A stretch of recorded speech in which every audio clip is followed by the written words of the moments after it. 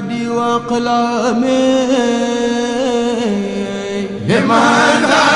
bisimilah barke borom Touba Serigne Touba nee na waroo yaakaar mukk ne nit ñi dañu laa war a wormaal ba ko deful mu naqari la. Tu ne dois jamais penser mériter la moindre marque de déférence de la part de ceux qui éprouvent de l'admiration pour toi. Serigne Touba nee na na ngay sàmmonteeg ak sunu borom doxale ak sa digganteeg mbindeefam yi ngir jëmmi yàlla.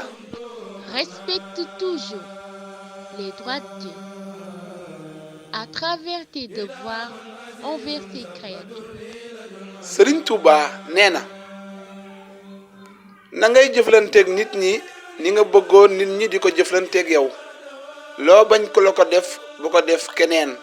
Comporte-toi toujours avec les gens de la manière dont tu souhaiterais qu'ils se comportent avec toi.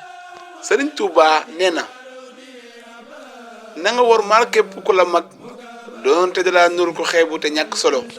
Respecte toute personne plus âgée que toi, même si elle te paraît insignifiante et méprisante. Serigne Touba nee na na ngay seet foo toll li war sa digganteeg nit ñi te bañ di seet li war nit ñi ci yow.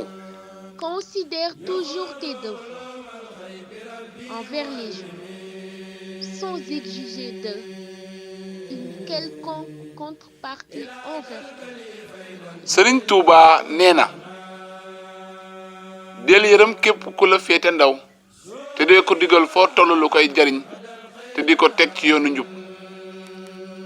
Traite avec compassion toute personne plus jeune que toi et ne cesse de lui donner des conseils à même de le guider vers le droit chemin.